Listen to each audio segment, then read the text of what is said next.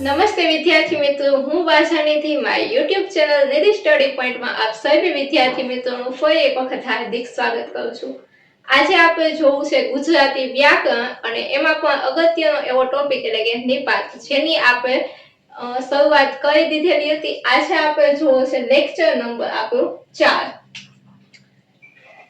Lecture number 4, જેની અગાઉના મેં 3 લેક્ચર લીધેલા છે અને આ 3 લેક્ચરમાં મેં તમને નિપાત કોને કહેવાય છે, એના પ્રકાર છે, એની થોડી ઘણી માહિતી આપેલી છે. આજે આપણે નિપાતનો લેક્ચર નંબર 4 જોવો છે અને જેમાં આપણે જોવા છે વિનયવાચક નિપાત અને લટકણ્યા એટલે કે પ્રકેહ નિપાત. તો સૌથી પહેલા આપણે જોઈએ વિનયવાચક નિપાત કોને કહેવાય છે. વિનયવાચક નિપાતનું જ બીજું નામ છે આદરવાચક નિપાત પણ. જોઈએ એની વ્યાખ્યા જોઈએ. વિનય, વિવેક કે માન, મોહ કે આદરનો અર્થ દર્શાવતા હોય ત્યારે છી કે શઈ જેવા વિનયવાચક નિપાત વપરાય છે અથવા તો એને વિનયવાચક નિપાત કહેવાય છે.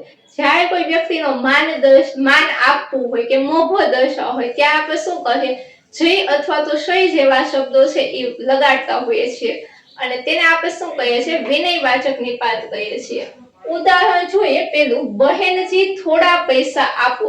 અહીંયા બેનને માન આપવા માટે શું કર્યું છે, પાછળ આપણે જી લગાડેલો છે અને જી છે એ કેવો છે, વિનયવાચક નિપાત છે. એવી રીતે આપણે જોઈએ દાદાજી અમારી સાથે આવો. એમાં દાદાને આપણે શું કર્યું છે, માન આપ્યું છે એટલે પાછળ આપણે શું કર્યું છે, જી લગાડેલું છે.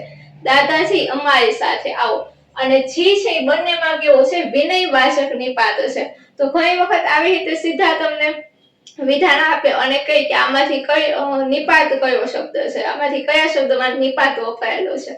અને આની પહેલાના લેક્ચરમાં મેં વાત કરેલી કે છી અને ય બે એવા શબ્દો છે કે જે નિપાત હોવા છતાં પણ શું છે તો કે શબ્દની ભેગા લખાય છે. અહીંયા જી અને બંનેમાં જો જી છે એ કેવો છે, શબ્દની ભેગો જોડાયેલો લખ્યો છે અને બાકીના બધા નિપાત છે એ હંમેશા કેવા લખાય છે, છૂટા લખાય છે. જોઈએ વાક્ય તો શ્રી કૃષ્ણ મથુરાની જેલમાં જન્મ્યા. અહીંયા આપણે કૃષ્ણ ભગવાનને માન આપવા માટે એનો જે મોભો છે એ દર્શાવવા માટે આપણે શું કર્યું, શ્રી લગાડેલું છે આગળ. અને શ્રીનો પણ એક જો ઉપયોગ છે એ કરતી વખતે આપણે ધ્યાન રાખીએ કે જ્યારે તમે શ્રી લખો છો તો શ્રી હંમેશા નામની આગળ લાગે અથવા કોઈક વાર પાછળ લાગે, પણ વધારે પડતો શ્રી છે નામની આગળ લાગતું હોય છે. અને જ્યારે તમે કોઈ ભગવાન છે અથવા તો ભગવાનના કોઈ અવતારના નામમાં લખો છો ત્યારે શ્રી હંમેશા શબ્દની સાથે જોડાયેલો હશે. જેમ કે શ્રી કૃષ્ણ છે એ આપણે જોડેલું લખ્યું છે, શ્રી રામ આપણે લખીએ છીએ તો શ્રી રામ છે આવી રીતે જોડાયેલું લખાય છે. કોઈ પણ શ્રી વામન અવતાર તો શ્રી વામન છે એ આવી રીતે જોડાયેલું લખાશે.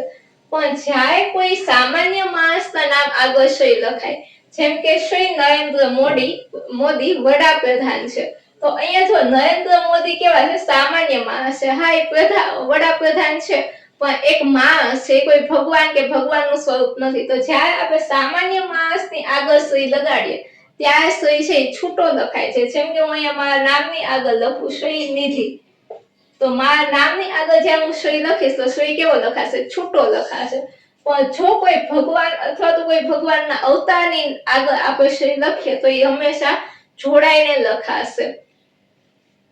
બીજી વસ્તુ જી માટે પણ એક યાદ રાખીએ કે જો જી અહીંયા છે એ નિપાત તરીકે છે, પણ ઘણાના નામની અંદર જી હોય, જેમ કે સૌજી, રવજી, તો આ બધા નામની અંદર જ જી સમાયેલો છે. તો ન્યા જી છે નિપાત સ્વરૂપે નથી, એના નામની અંદર જ છે. અહીંયા રવજી, સૌજી આ બધામાં જી કેવો છે, નામની અંદર છે. કાનજી, આ બધામાં નામની અંદર જી છે, તો ન્યા આપણે જીને નિપાત સ્વરૂપે લેવાનું નથી, એ પણ ખ્યાલ રાખીએ. અને પછી આપણે આગળ વધીએ લટકણ્યા, આપણે ચોથો પ્રકાર એટલે કે લટકણ્યા કે પ્રકેહ સ્વરૂપ નિપાત. હવે જો આને લટકણ્યા નિપાત શું કામ કહેવાય છે, કારણ કે આ નિપાતનો ઉપયોગ છે મોટે ભાગે વાક્યના અંતમાં થાય છે, માટે આને કેવું કહેવાય છે, લટકણ્યા રૂપ નિપાત કહેવાય છે. વિનંતી, આગ્રહ કે અનુમતિ કે ખાતરી જેવા ભાવોને દર્શાવવામાં વપરાતા નિપાતને પ્રકેહ નિપાત કહેવાય છે. અને પ્રકેહ નિપાતમાં આપણને ખબર છે ખરો, ખરી, ખરું આવે, એમ કે, જેમ કે, તો, ને આવા બધા આવશે, કે, ને આવા બધા છે શેમાં આવશે? લટકણ એટલે કે પ્રક્રિયા સ્વરૂપની પાઠમાં આવશે. જોઈએ વિહાર તલાટીની પરીક્ષા પાસ કરશે ને. ને છે એ શું છે? તો કે પાસ કરશે ને. અહીંયા ને છે એ આપણને નિપાત સ્વરૂપે લટકણ નિપાત સ્વરૂપે આપ્યું છે અને હંમેશા લટકણ નિપાત હશે મોટે ભાગે વાક્યની અંતે જ આપેલા હશે. સાહેબ અંદર આવું કે અહીંયા શું કહે છે? પરવાનગી દે છે માટે અહીંયા શું આવે છે? કે છે એ પાછળ લખાય છે. મને એમ કે સાથે જઈશું. એમ કે એ શું છે? અહીંયા લટકણ સ્વરૂપની પાત છે. એમનો ભરોસો કરાય ખરો ખરો એ શું છે? લટકણ સ્વરૂપની પાત છે. અને આ ખરો છે ઈ શું છે? તો કે ખરો છે ઈ એક પ્રકારે વિકારી નિપાત પણ કહી શકીએ કારણ કે ખરું, ખરી અને ખરું આ ત્રણેય છે લિંગ અનુસાર બદલાય છે. તેથી આને આપણે વિકારી નિપાત પણ કહી શકીએ છીએ. ખરો, ખરી અને ખરું. ચલો આજનો લેક્ચર અહીં સુધી રાખીએ અને અહીંયા જ આપણે આ નિપાતના ટોપિકને પણ પૂરો કરીએ છીએ. નિપાતનો આખો ટોપિક છે મેં તમને અહીંયા પૂરો કરાવી દીધેલો છે. જો તમને હજી પણ કાંઈ પણ પ્રશ્ન હોય તો તમે કમેન્ટમાં પૂછી શકો છો. આવતો એક લેક્ચર છે એ તમારા ડાઉટ સોલ્યુશન માટે આપણે રાખશું. ફરી મળીશું આવતા લેક્ચરમાં ગુજરાતી વ્યાકરણના નવા ટોપિક સાથે. ત્યાં સુધી મને રજા આપો. અને એક અગત્યની વાત કે જો તમને વિડીયો ગમ્યો હોય તો વિડીયોને લાઈક કરો, શેર કરો અને જો ચેનલ પર નવા હોય તો ચેનલને સબસ્ક્રાઇબ કરો.